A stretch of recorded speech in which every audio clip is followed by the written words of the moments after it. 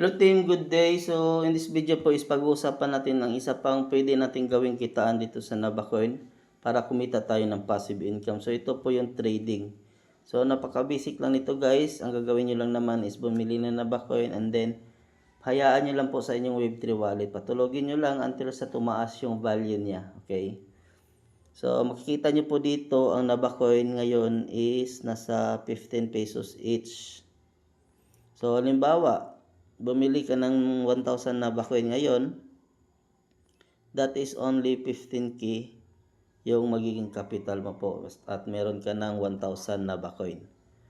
And then, ang gagawin mo lang naman guys, next is mag-set ka po ng selling value goal nyo po. Okay? So, halimbawa, ang goal nyo po is pag umabot ng 100 pesos yung Nabacoin is ibibinta mo itong 1,000 na Nabacoin mo. Okay?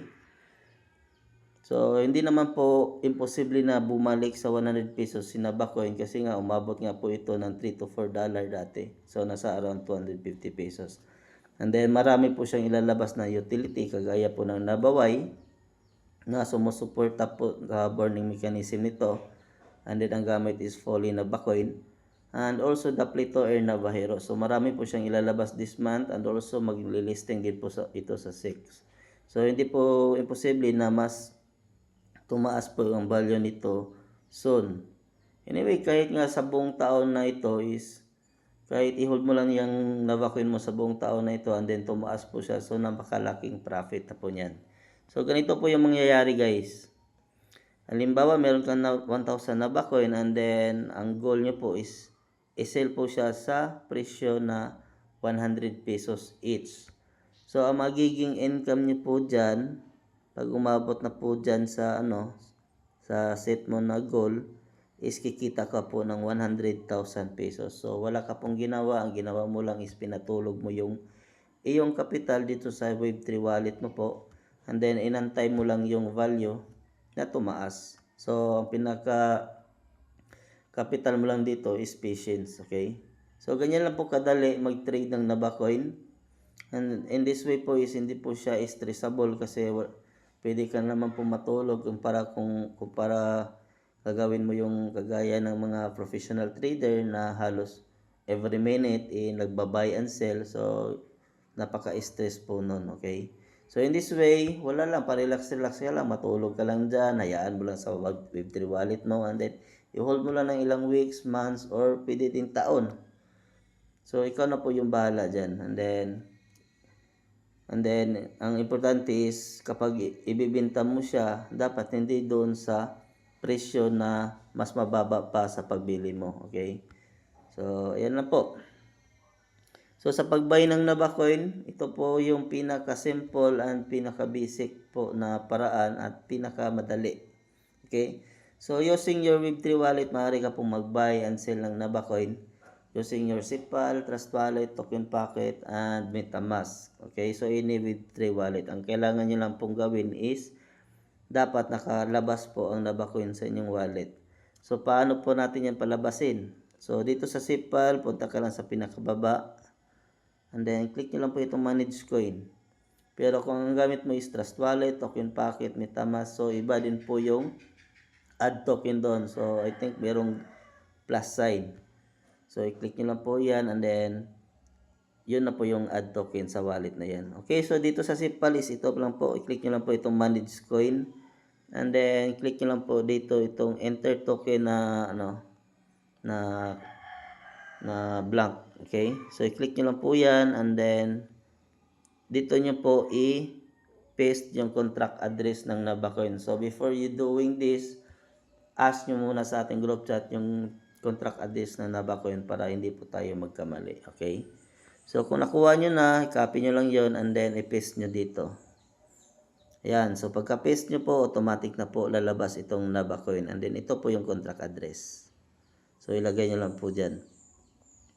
Tapos, mapapansin nyo po sa gilid, kailangan dapat naka-highlights po yan para mag-appear na po yan lagi sa iyong Web3 wallet si Nabacoin. If okay na, pwede ka na po mag-back and then makikita nyo na po si Nabacoin dito sa inyong wallet. Okay? So, sa pagbili, napaka-simple lang din naman po ng process. Click nyo lang po ito. itong Naba.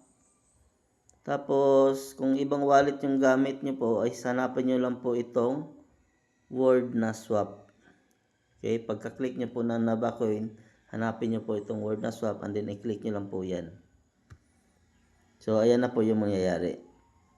So, if yung funds nyo po is nasa USDT, i-click nyo lang po itong poll. And then, click nyo lang po itong USDT. So, ayan. So, sa position po yung ito is bibili po tayo ng Naba Coin. Pero kung magsisale ka po ng Naba Coin, dapat ang Naba Coin is nasa taas. And then, itong USDT is nasa baba. So, pagpalitin nyo po sila, click nyo lang po itong sa gitna. Ayan. So, magpapalit na po sila ng pwesto. So, sa pwesto na ito, ang ano po nito is magsisale ka po ng Naba Coin. Pero, sa video na ito is magbabay tayo ng Naba Coin. So, dapat ang USDT na sa taas. Pag ganyan na po yung pwesto, click nyo lang po itong enter amount. Dito, ilagay nyo po yung amount ng USDT. Kung ilan yung bibilin nyo, kung ilan yung USDT na i-convert mo po sa Naba Coin. So, halimbawa, 5. So, antayin nyo lang po yan. Mag-quote siya and then, click nyo lang po itong swap button. Yung naka-highlights. Tapos, sa baba, mapapansin nyo po, meron po yung confirm button or any button po kung ano yung gamit ng mong Web3 wallet. Kung any button po dyan na naka-highlights na proceed, confirm, so just click it po para tuloy-tuloy yung transaction. At hindi po siya maputol.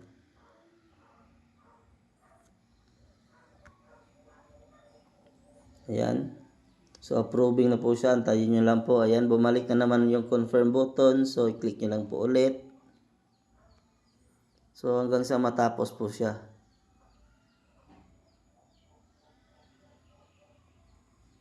So, confirm na naman. So, click lang po natin ulit. And then, pag ganito na po yung itsura, nagpa-process na po yan. And then, makikita nyo po dito sa taas, word na success. So, ibig sabihin nyo po niyan, yung $5 niya po is naging 19.68 Naba Coin na po. And then, pumasok na po yan sa iyong Web3 wallet. So, ganyan lang po kasimple guys, mag-buy and sell dito sa Naba Coin using your Web3 wallet. And for more questions po, mag-join lang po kayo sa aming group chat.